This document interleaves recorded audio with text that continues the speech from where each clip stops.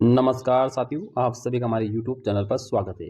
साथियों, आज मैं आपको न्यूनतम योग्यता अंक क्या चाहिए रीट पात्रता परीक्षा में, इसके बारे में बताने वाला हूँ। साथियों, यहाँ पर रीट पात्रता परीक्षा 2025 का आयोजन है, वो आपके 27 और 28 को हो चुका है।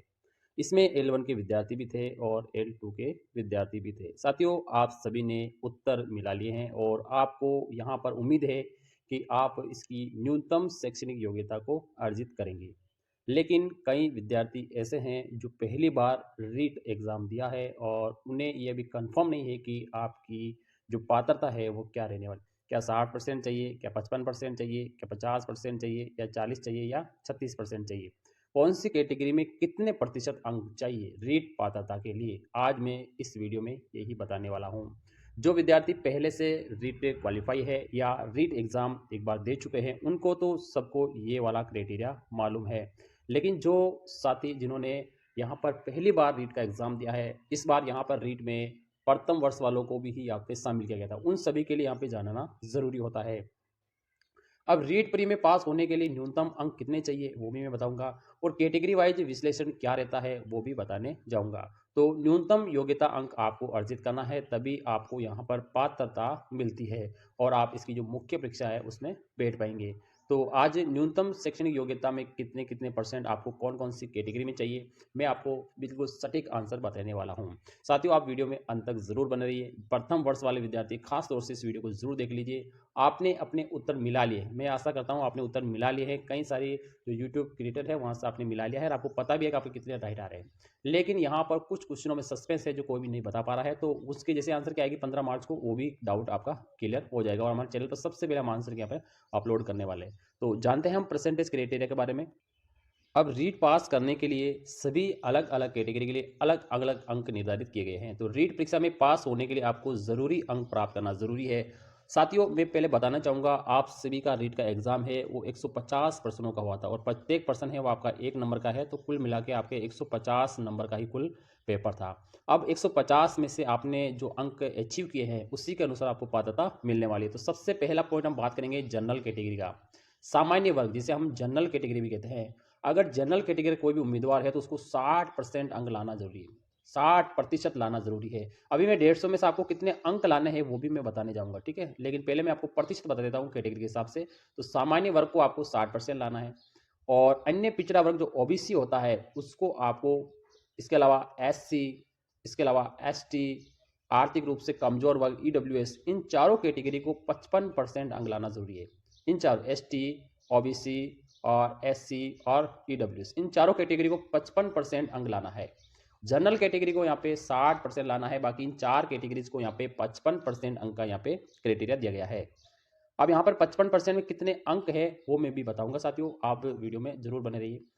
पहले हम देख लेते हैं यहाँ पे विधवा, प्रेतिकता महिला या भूतपूर्व सैनिक है उनको 50% अंक लाना है। कितने? 50%। साथ ही तो दिव्यांगजन भाई है उनको यहाँ पे 40% अंक लाना जरूरी है, और शहरिया जनजाति के जो उम्मीदवार है उनको यहाँ पे 36% अंक लाना है। तो ये तो साथियों परसेंटेज का क्राइटेरिया हो गया। तो सबसे पहले जनरल के लिए 60% का था, इसके अलावा ओबीसी, एससी, एसटी, ईडब्ल्यूएस के लिए यहाँ पे 55% था, और विधवा, प्रेतिकता, भूतपूर्व सैनिक उनके लिए 50% और दिव्यांगजन के लिए 40%, उस एरिया के लिए यहाँ पे 36% का क्राइटेरिया यहाँ पर रहने वाला है। तो साथियों ये तो था परसेंटेज क्राइटेरिया।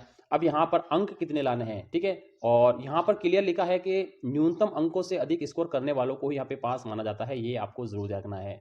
अब यहाँ पर आपके अंक किस प्रकार से विभाजन होंगे इसके बारे में हम जान लेते हैं साथियों।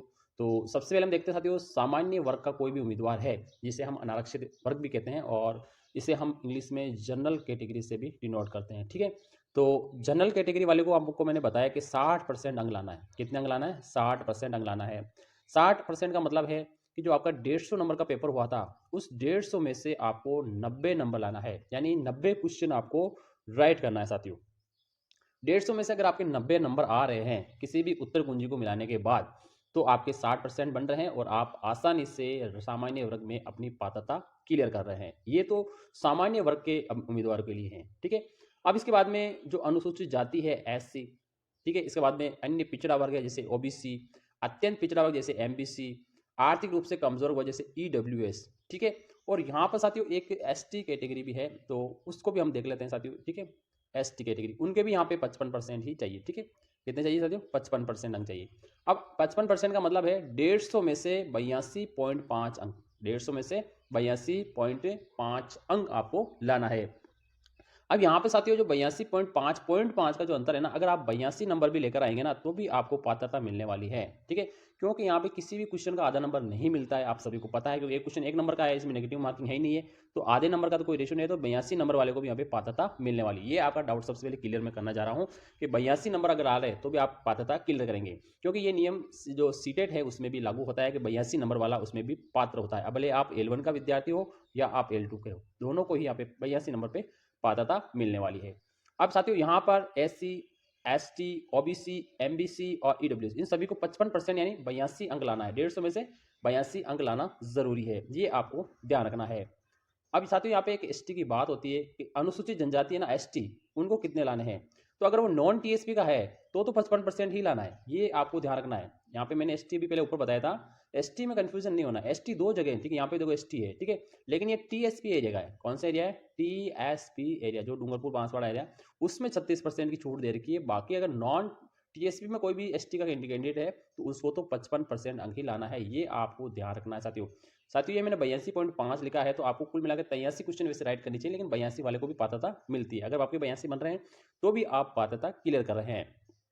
तो अब यहाँ पर साथियों देखो, एसटी कैटेगरी के लिए कंफर्म कर रहा हूँ कि नॉन टीएसपी का है तो 82 नंबर चाहिए, और अगर वो टीएसपी क्षेत्र का है तो उनको केवल 150 में से 54 नंबर चाहिए, यानी 36% अंक ही चाहिए।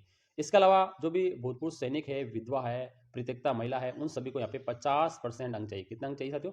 50% अंक यहाँ पर चाहिए। तो यहाँ पे मैंने बता दिया। इसके अलावा आपके साथियों एक और कैटेगरी है, जैसे दिव्यांगजन कैटेगरी है, तो उनको यहाँ पे 40% अंक लाना जरूरी है। कितना अंक लाना साथियों? 40% अंक लाना है। अब यहाँ पे साथियों मैं बताना चाहूंगा, जो भूतपूर्व सैनिक है, विधवा है, तो इनको जो 50% अंक लाना है, ठीक है, इनको कितना लाना है? 50% अंक लाना है। तो यहाँ पे 150 में से इनको साथियों 75 क्वेश्चन राइट करना है। कितने क्वेश्चन राइट करना है? 75 क्वेश्चन राइट करना है, यानी 75 नंबर आने चाहिए, तभी भूतपूर्व सैनिक, विधवा और परित्यक्ता महिलाओं की पात्रता क्लियर होने वाली है। यानी 75 अंक आपको लाना जरूरी है, तभी आपके यहाँ पे 50% यहाँ पर बनने वाले हैं। ये आपको विशेष तौर से ध्यान रखना है साथियों, इसका आप विशेष तौर से ध्यान रखेंगे।